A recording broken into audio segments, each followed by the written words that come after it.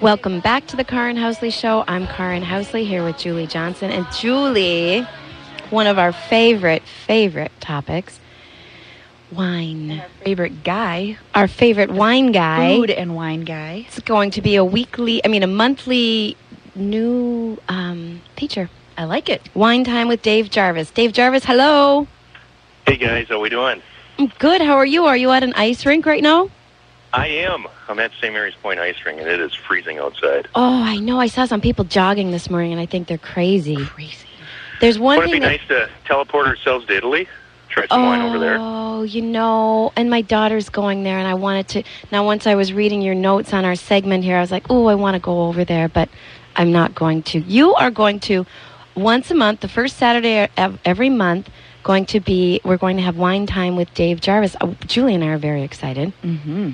We've already talked about where we could. Well, she's a little mad you're not here with the wine. Oh my gosh, is a phone ringing in here?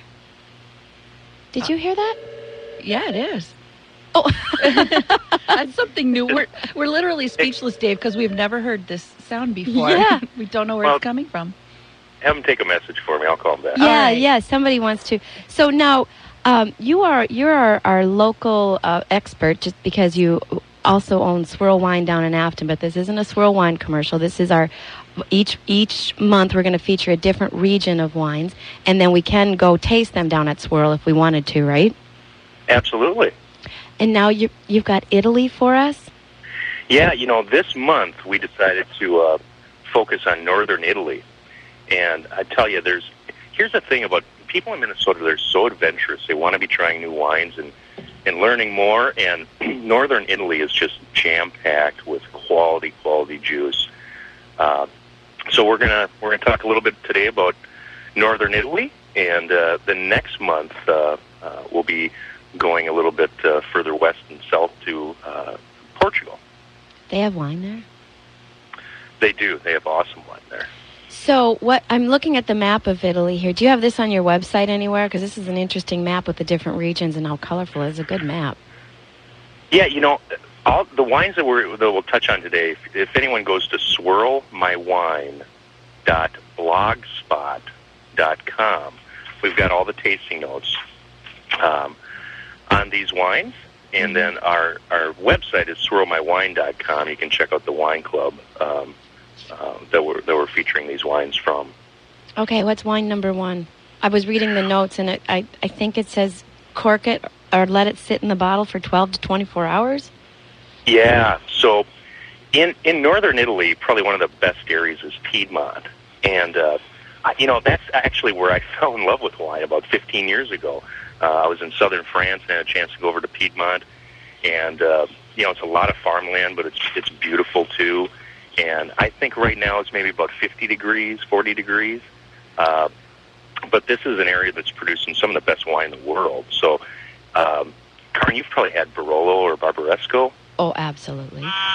Okay, so the first wine here is Nebbiolo, and that's the main grape varietal that's used to make the Barbarescos and the Barolos. And Nebbiolo is phenomenal. So we're featuring a Gamba Buschetti, Nebbiolo d'Alba. Alba is a town within Piedmont, and this is the king of Piedmont grapes. I mean, it is awesome. Basically, and what's cool is Nebbiolo you can find, not all over, but, you're basically drinking the wine that goes into Barolo and to Barbaresco. So instead of paying $150 a bottle, you can find some Nebbiolo for maybe around $20 to $25 a bottle. And, it's almost the same. It's entirely different wine in the end, but they just use a little bit different vinification process. And what I mean by that is just they might not age it in oak as long to create the Barolos. But this is really, really good juice. And absolutely, Nebbiolo, and particularly this wine, you want to let it rest. Maybe, if you can wait, Nebbiolo, you'd want to let it wait for maybe 3 to 5 years before you open it up, let it mature. But this is such a good wine, and what I found is a lot of people in Minnesota have not even tried Barolos or Nebbiolo, but it's jam-packed. I haven't. No? No, I was kidding. I hadn't. Okay. I bet you might have, and you just don't even know it. Does it come in a box? No, kidding. it's in bottle. It's can we say sexy on your radio show? Is that okay? You just did, yes. This is an incredibly sexy wine. So it's got cherry, strawberry, roses, almost kind of like a medicinal herb.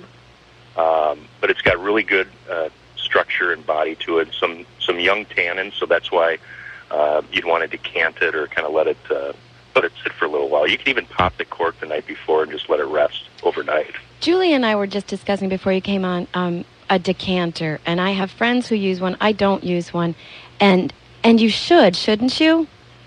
Yeah, decanting really just opens up that wine. It allows the wine to breathe and to really become what it is. I mean, it's locked in the bottle for how many years, and hasn't seen a whole lot of sunlight, hasn't seen much oxygen, and that oxygen really lets the wine open up. That's how it works, huh? I think we should do an experiment, Karen. We should get a decanter and 2 identical bottles of wine and decant one.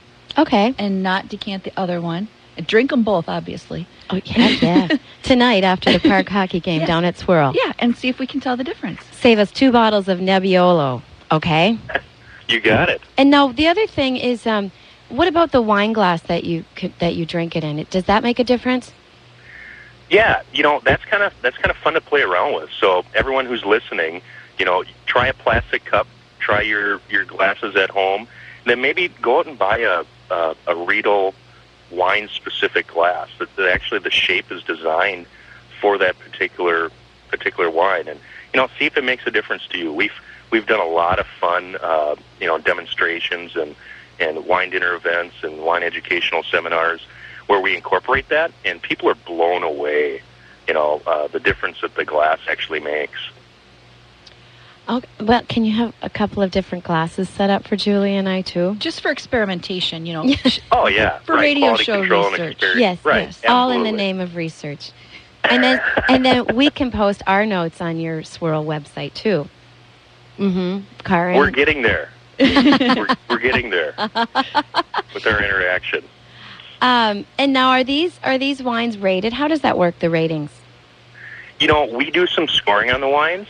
Mm-hmm. So we work with an importer who brings in wines, and Karen, we're tasting about 50 to 100 wines a month to select which ones we're bringing in. Mm. But then we also look at Parker ratings and all these publications out there and wine gurus that try wine and they rate it, and so we do take a look at that as well too.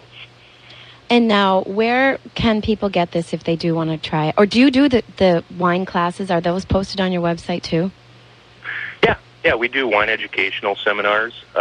We do wine dinner events. We have a free tasting every Friday as well, where people can come out and try wine. And it's really cool because there's a lot of wines that people haven't had a chance to try. I mean, Prosecco is such that's another wine that we highlighted, and what a great way to bring in the new year and celebrate with a little bubbly. And we featured a rosé Prosecco for this month, and so many people are used to drinking just champagne or sparkling wine, but you venture off into other areas like Prosecco, and it opens some eyes, and it's an awesome wine. You don't decanter Prosecco, do you? No. Okay. Prosecco you would not. Okay. I think you're right, Dave. So many people have only tried the, $2.99 a bottle, really terrible champagne. Yeah, the really terrible stuff you get at a wedding or a New Year's Eve party, and they think, oh, that stuff tastes so awful. They think all the bubbly stuff tastes that way, but it really doesn't. Yeah, exactly. And one of the fun things I think about this show that we're going to be doing is hopefully your listeners, they're going to go from that white Zinfandel maybe to a Riesling, or get out of their own little box and have some fun and try some different wines. So instead of drinking, the same Merlot and Cabernet Sauvignon, here's some great wines from northern Italy. We've got a Barbera d'Alba, and Barbera is phenomenal. Big cherries, blackberry, spice, earth. It's got a little bit of smoke to it, and most of it's in French oak for about 12 months too. And have you tried Brocchetto yet? No. Brocchetto is really fun. I even put, hey, just sit, Karen, draw a little bubble bath, pop open a little bottle of Brachetto. It's kind of like that hybrid of red wine and sparkling. So it's frizzante, which means it's got like a little bit of effervescence to it, or a little bit of bubble to it. And it's just really fun. We thought it was our little nod to the new year and celebrations to come. Popping a little Brachetto, and that's Brachetto, Brachetto. And that's probably one that not many people have had, but it's light, it's sweet. People who drink wine a lot love it because it's jam-packed and concentrated. But people who are new to wine really like it too, because it's got a little bit of an elegance and sweetness to it. How much is a bottle of Brachetto? Anywhere from $15 to $30 a bottle. Oh, so it's a type of wine. I get it. Well, Yep, this is the varietal. thing. I think this is where people are intimidated with wine. So you do stick to what you know and like, because first you don't want to spend $30 on a bottle of wine and then taste it and not like it. Mm-hmm. So I think your Friday night wine tastings would be smart for somebody like me, because I stick to my same 6 that I love, and then I don't bother to venture out because it's scary, and then it gets expensive, and then you wasted $30. Mm-hmm. But it's good if Yeah, you if use you what can you try like the just wine as ahead a of starting time. point. Yeah. Yeah. I'm coming down for that Barbera. I am a huge fan of Barberas. Really? Mm-hmm. It's like correct me if I'm wrong, Dave. It's kind of, for me, it's like a step up. If you love a good Zinfandel, then a Barbera is just really going to make your day. Yeah, absolutely. It's maybe it might not be as rough as a Zin. Exactly. Sometimes it's a little bit smoother. Mm-hmm. But yeah, Barbera is fantastic. And then you also do a wine club. Tell us a little bit about that.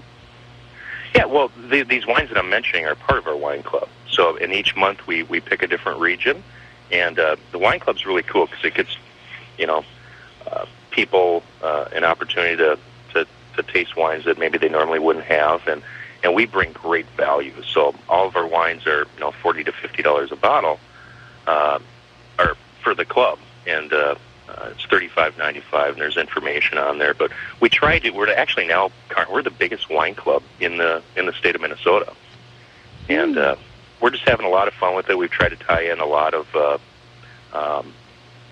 different aspects and make it really the most comprehensive wine club. So there's wine dinner events all across the Twin Cities. In fact, there's one at Biella. Have you been to Biella in Excelsior? No, we never get out of this area. For good reason. We don't want to get mugged. Okay. So there's one in Biella coming up Sunday the 16th. There's one at the Afton House Inn. We can go wine there. Educational stuff. Yeah. We're going to be checking out Northern Vineyards right by you, too, next month. It's right down the street. Mm-hmm. Okay, Swirl Wine in Afton. What's the address? Because we're coming tonight. I mean, I know where it is, but this will be Julie's. Oh, your second time you've been there, right? Mm-hmm. Yeah. And have that Nebbiolo, and we want a decanter and a bottle, and we want 6 different kinds of glasses. 6? Well, yeah, because we got to start with like a Dixie cup and work our way up to the Riedel. We're not doing wine shots, Carmen. Not in public. Woo! Dave Jarvis, thank you so much. Once a month, you'll be our featured segment, Wine Time with Dave Jarvis. I love this. This was Italy. Next month, it's Portugal, right? Yep. Good luck in your hockey game. Hey, thanks so much. All right, we'll talk to you later. Thanks, Dave. All right. All right, bye-bye. Bye-bye.